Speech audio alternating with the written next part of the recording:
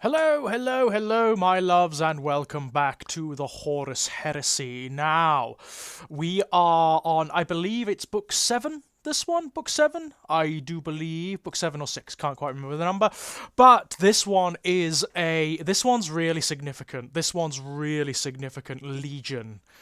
Legion is one of those books within the Horus Heresy that inverts expectation so completely. It introduces elements to the lore that totally invert everything that people have assumed or that have been prescribed thus far. Legion focuses ostensibly on the Alpha Legion.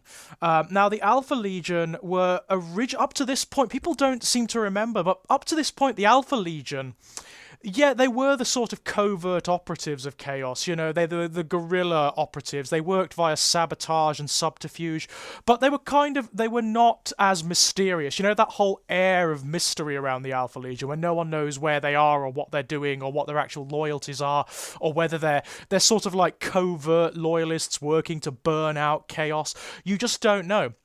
Up until this point, none of that existed. They were definitely a Chaos Legion. They definitely fought for Horus. They definitely wanted to bring down the Imperium, and that was basically it. They also, up until this point, they only had the one Primarch. They had the Primarch Alfarius, and that's it. This book changes everything. The nature of the narrative in this book is really mysterious, just like the Alpha Legion themselves. Nobody knows what the hell they're doing. They are, even within the Imperium, even within the Great Crusade at this point, they are this bizarrely mysterious Legion. Like, hardly any of the other Primarchs ever talk to Alfarius or his twin brother Omegon, which is something that's introduced in this book. There were never two Primarchs of the Alpha Legion, and you know what? There may still not be. We just don't know. There's so much mystery surrounding them. There's so much deliberate subterfuge around them. They conceal themselves within lies, within conspiracy theories. So you just don't know. You don't even know who Alfarius is, because unlike the other Primarchs who are massive and physically distinct from normal Space Marines, Alfarius and Omegon aren't. They are very strong and much smarter and much more capable than normal Space Marines, but they are the same size as them. So very often, apparently according to this book, it's not uncommon for Alfarius and Omegon to take to the field as a normal Space Marine inside a squad, or as just a normal veteran sergeant or something to that effect, and no one knows. No one is any the wiser, because they just look like Space Marines. They can even act just like Space Marines. There may not even be two of them. We just don't know. It may be part of the whole subterfuge and lies surrounding the Alpha Legion. We do not know. And this is something this book crystallizes, and I think it's brilliant myself. It really lends the Alpha Legion this really fascinating flavor. Nobody knows what they're doing. Even within the Great Crusade, at this point, before the rot of heresy has really taken root, nobody knows what they're doing. Maybe, perhaps the Emperor and Malcador have some idea of how they're operating and what they're doing, but they seem to have agents everywhere throughout the Imperium, and they don't just operate as Space Marines. They even do things like they will subject themselves to temporary surgeries so that they become the same size and scale as human beings. So they infiltrate entire cultures. And there very well may be Alpha Legion operatives wandering around who have been ensconced within cultures for generations, and nobody knows. Nobody knows. Most of this book is not from the perspective of Alpha Legionnaires. In fact, the vast majority of it isn't, because that would undermine the essential mystery of them. Instead, whereas the other books up to this point have been very intimate, they've given you a very intimate look at how legions operate, this one does the exact opposite. It takes you away from them, and they become these phantasmal figures, these semi-mythical figures that are seen through the perspectives of other characters, through the perspectives of Astra Militari Imperium or Imperial Guardsmen who work alongside them, who fight alongside them, the humans or the Imperial officials who have to work with them or try to work with them. That's the perspective you get, because they're so distant, they're so esoteric and mysterious and enigmatic, these guys. It's absolutely fascinating. But that's not the only thing. Those are not the only elements that are crystallized within this book. You have the introduction in this book of John Grammaticus, and John Grammaticus is a great character. He's a brilliant character. John Grammaticus is ostensibly a human being. He's ostensibly a human being, but he's not. He's something, again, that is introduced for the first time in this form. It's introduced in the Horus Heresy books. It is not part of the background up to this point. And those are the Perpetuals. The Perpetuals are some sort of metaphysical anomaly that occurs primarily, it seems, within humanity, although there are non-human Perpetuals too. And Perpetuals are human beings that not only have incredible capabilities, they're often psychic, they often have physical capabilities that are beyond the norm, they're often intellectually beyond the norm. They're also, as the name implies, immortal. Immortal in the sense that they can be absolutely obliterated and will be reborn again, somehow, in some way. They will be reconstituted. The Emperor is one. It's revealed in this book. John Grammaticus is one. There's quite a few, by all accounts. There are quite a few Perpetuals wandering around there in the universe. And John Grammaticus has been alive for millennia. He's a human being who has seen the rise and fall of empires and has seen the unification of Earth under the Emperor. And he claims to know the Emperor. He claims to have known him before he even was the Emperor. And there's this great scene in it where Grammaticus is talking to someone and he partially describes that, he implies that, you know, the big shining warrior, the gold-armoured flame sword, beautiful warrior, that is how the Emperor manifests in most of his imagery. And physically, if people see him, that's what he looks like. That's not what he is. Grammaticus claims that's not true. Grammaticus claims that is a very complex psychic projection that shields the reality. And you never quite understand what the reality is. You never get to see, it's never described what the reality at the heart of the Emperor is. All you know is that John Grammaticus is horrified by it. He's horrified by it, and he is terrified of it. He hates the Emperor. Absolutely loathes the Emperor. He's not on the side of chaos, and he knows that chaos exists, by the way, but he loathes the Emperor and is terrified of him. He's got this sort of paranoia that the Emperor is going to come and find him and do something awful to him. It's fascinating. That's what this book is about. It is about setting up mysteries that may never be resolved, because that's not really what it's for. It's narrative hooks for the sake of narrative hooks, and it works rather well.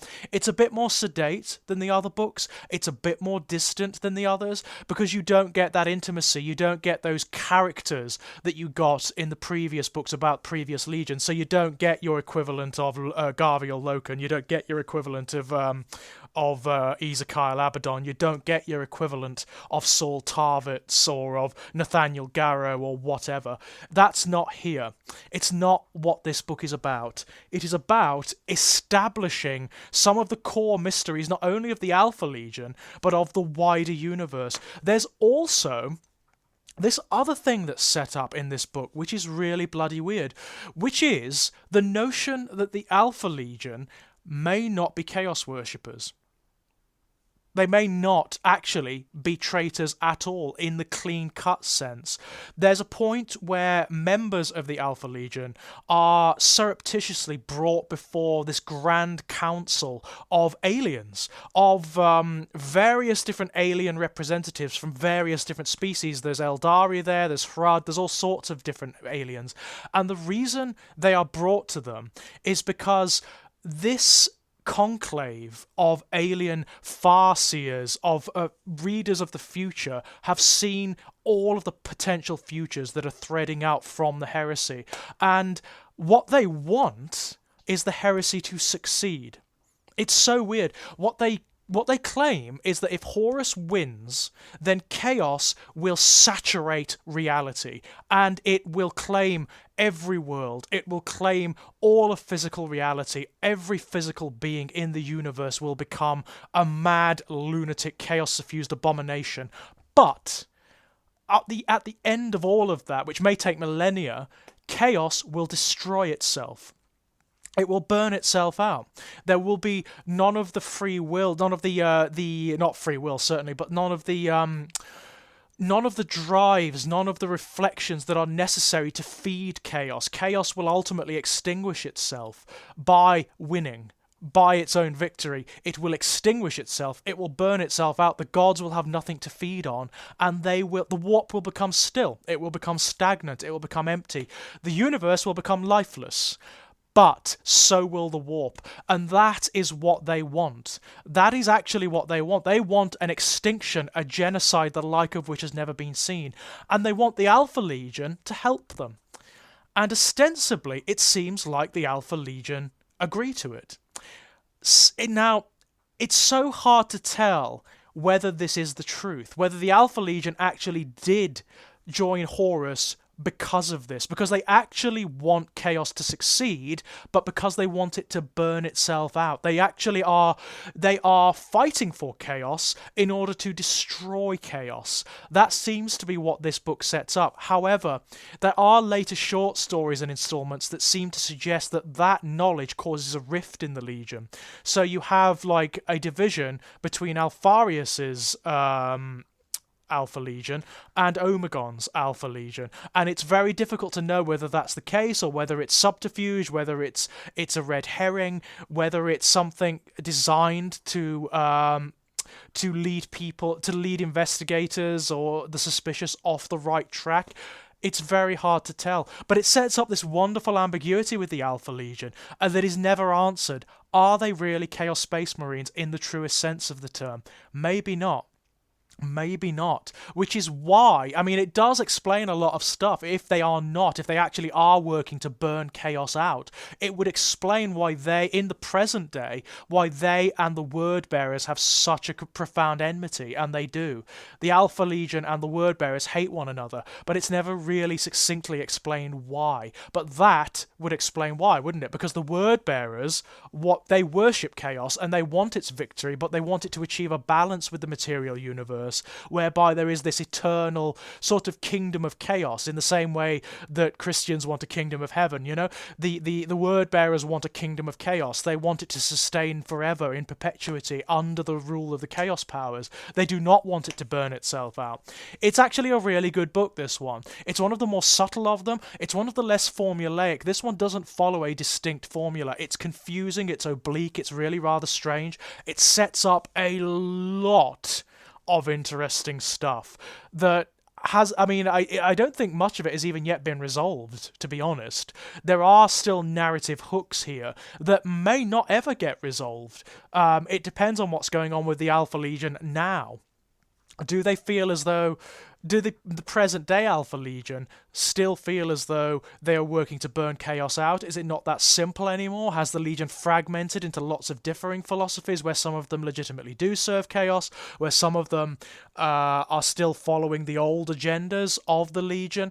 Who knows? Who knows? But it's something that really lends the Alpha Legion this edge. It makes them so distinct from all of the other Chaos Legions and makes them fascinating. It makes them absolutely fascinating because you never know what they're up to. You never know where their true loyalties lie. You never know what they actually are trying to do. And that's wonderful. Or what they genuinely believe. You just never know. And also, the fact that the heresy failed, what does that mean? Or rather, not that it necessarily failed, but that Horus died.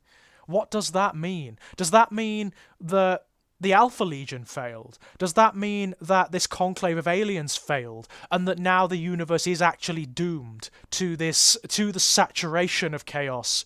Or what? Or to just this perpetual grinding war between man, alien, and the forces of chaos? Who knows? Who knows? But this book sets out those mysteries, and it's actually really quite good, I've got to say. Love John Grammaticus. Love the Alpha Legion in it. And this, I can't remember what they're called. This conclave of aliens has a particular name. It's like the Council or the Coven or something like that. But it's fascinating. It's absolutely fascinating, and you need to read this one. This is actually a linchpin book of the series. It sets up so much. Also, you need to read it because John Grammaticus and the Perpetuals appear later on, and you need to know from this book what they're doing and why. So yeah, fascinating stuff. When we come back, we'll be moving on to, is it Mechanicum next? I'm not entirely sure. It might be. I'll go and have a look. Until then, ladies and gents, bye-bye!